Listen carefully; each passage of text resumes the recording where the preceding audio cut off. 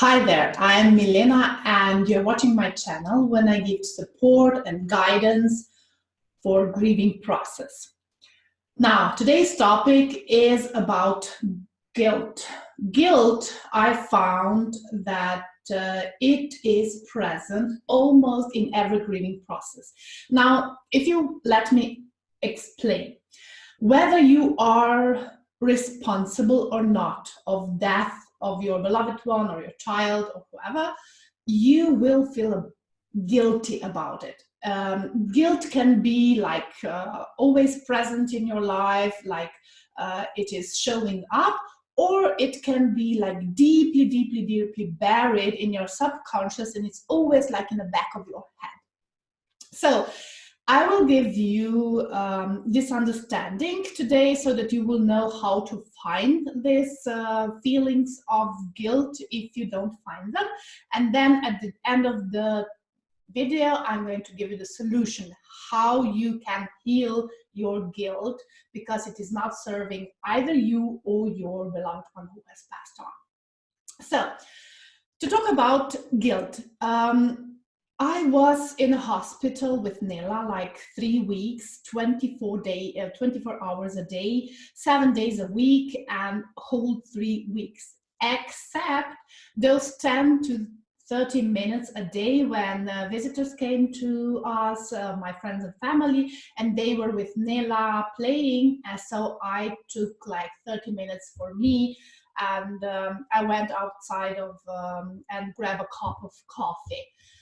Sometimes one friend or relative came with me so that I could express my feelings just a little bit, like fear, and I cried and I was devastated and I drank that coffee. Sometimes I went alone because I was so super exhausted. You know, first week was okay, but the second week I felt so super exhausted. I felt like a nightmare is coming to me. I couldn't process my feelings. I was there with her really all the time, 24 hours a day, except those few minutes when I got myself a coffee. And I even gave her my bed. You know, in the hospital, they were kind enough to give me a bed so that I could sleep in a bed next to her, but she refused to sleep in a children's bed. So I gave her my bed and I was sleeping beside her in a chair. And, you know, I would do anything for her. But after she died, I felt this guilt was creeping onto me, and I felt so guilty because sometimes, because I was so exhausted, I felt guilty. I felt these thoughts of impatience. I wanted everything to end. I wanted to get over with. I wanted to go home. I wanted to, I wanted to relax a little bit, to, I don't know, I just wanted to escape everything. And because of that feelings, I felt so guilty after she died, because, you know, I was there for her, but then there were some thoughts that weren't supporting her all the time. And what I'm trying to say is, there was no like reasonable thing that I would feel guilty about, because I literally did everything that was in my power to help Nela and to give her whatever she needed. But yet I felt guilty, because I felt there must have been something else that I could do for her. There must have been something. And when I asked myself, like, what could you do better? I was numb. I didn't know exactly. Well, perhaps I could be more patient. Perhaps I couldn't take these 10, 30 minutes for myself and go out for a coffee, although she was there with my friends and family and playing and talking to them. You know, um, the fact is, you will feel guilty. And if you don't do anything, if you didn't do anything wrong, you will feel guilty. And you will feel guilty if you did something that you think you should do differently or better or whatever. But the fact is, that doesn't serve neither you nor your beloved one who has passed on, or your child. And I will give you the guidance, like how how to realize that and how to release all that feelings of guilt because they don't serve you anymore. So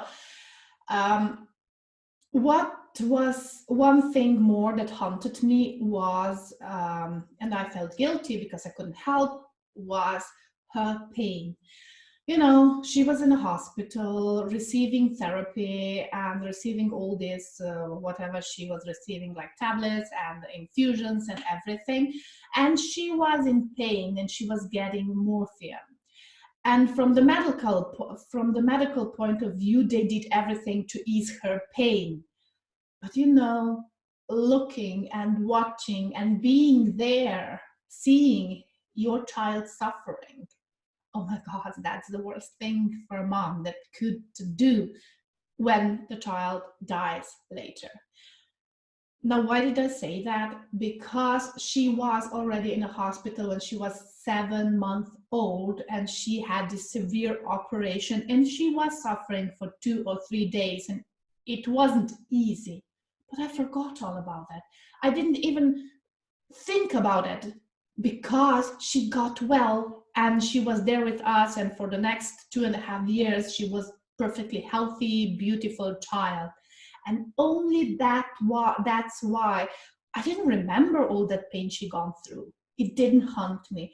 But now that she's gone, that she was gone, that now that she died, that pain haunted me because I felt I should have done something more, something better, something to ease her pain. But the bottom line was, I should have done something to prevent her being sick, to prevent her to experience this kind of pain, to prevent her, you name it.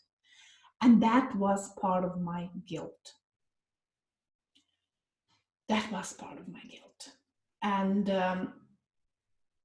it was so hard to watch your child suffering because that was the last thing that you saw, because later she died. Now, what does everything that mean? What this everything means? Well, the fact is we all have these periods of pain, of trouble, of extreme pain in our lives, but we don't remember them anymore and they don't hurt us anymore because we have gone through them. And it is the same for them. It's over. So why do we keep reminding ourselves on that event, that soul event? It is like when you gave, for example, if you are a woman and you give a birth to a child, it is probably quite painful. Sometimes it can be quite painful and it can be quite challenging. But then when you hold a baby in your hands, you will forget about that. You don't remember it anymore, and you go and have a second baby, and you go and have a third baby, although delivery can be painful. And to tell you the truth, it was quite painful for me. Not that much, but I wouldn't, it was quite painful. But it is beautiful on the other side too, because we give birth to a child. But when something like pain is causing death, then it's not beautiful for us, because it causes sadness and grief. And that's why we feel so guilty, and that's why we keep reminding ourselves on that period of time when our beloved one has suffered. Now, what I want you to do is recognize your guilt and recognize your pain. And how are you going to do that? Well, first, journal. Nela gave me that answer when I was doing and dealing with this grief and dealing with guilt for almost 2 years. It haunted me. Like in the back of my head, it was always this pain that she gone through. It was always this, what should I do better for her? I should have done something, I don't know, tear myself apart. But you know what? She gave me this guidance. When we were already communicating, she gave me that guidance, and that is, Mom, journal it. And I journaled that pain. I journaled that grief. I journaled that guilt. I I wrote down everything that I feel, every single thing that I thought when I was looking at it. It's stupid, but then I felt it. So I journal it, everything I wrote down. And I talked to her about it and how I feel about everything and how I feel sad and how that haunts me and everything. I just journal. And you can journal it too as many times as you want. Just write it down and read it and talk to your beloved one, like your husband, your mom, whoever, your friend, whoever you trust, because it is important that you talk about all these feelings.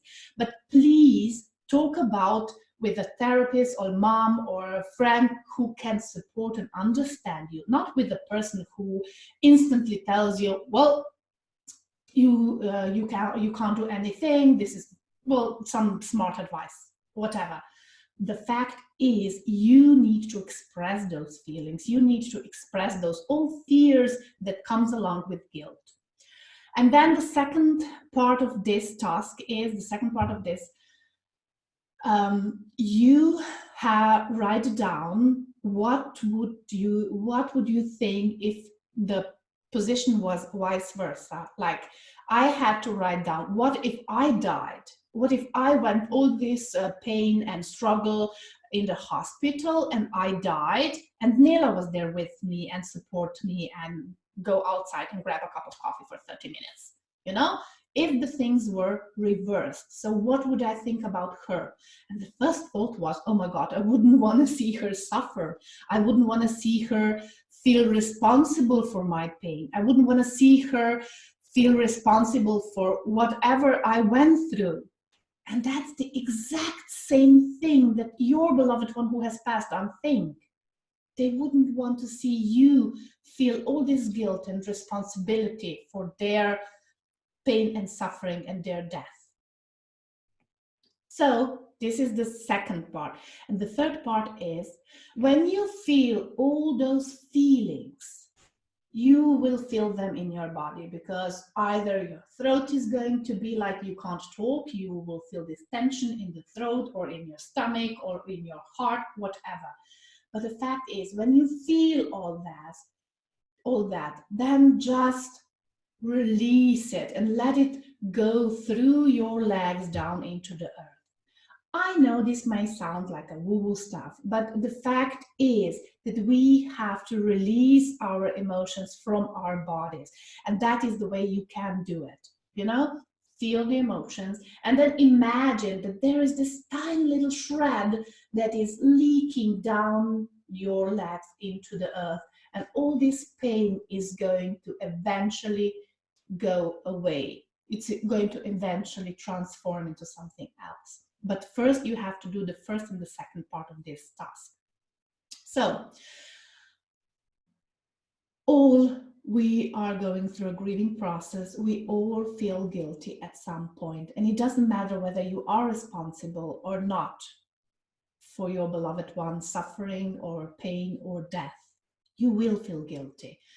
And it is not the point that you feel guilty, it is the point that you heal. And how you heal your guilt is, I gave you some guidance. Please try that and leave me comment below what is your guilt and how this helped you. I would love to hear your stories. I would love to hear what you have to say, because when we discuss it, when we talk about it, the half of the work is already done. Because sometimes we're so ashamed of what we feel that we don't even want to admit it. We don't even want to say it to another person. But here you can share it with me, and I'm super, super glad that I can read your comments. I can read all your thoughts, because I know I've been there and I know how that feels. And it doesn't matter whether you are or not really truly responsible for that thing that happened. So thank you so much for listening and watching this video. Please do subscribe to my channel so you can give more guidance, more questions answered. I would really love to, if you can write in a comment, what would you like me to talk about, because I'm here to help, I'm here to guide. And in case you feel alone, you're never alone. I'm here with you, and a lot of people are feeling the same. so you are never alone and you are guided. And besides, your beloved one is always there with you. So see you next time. Bye.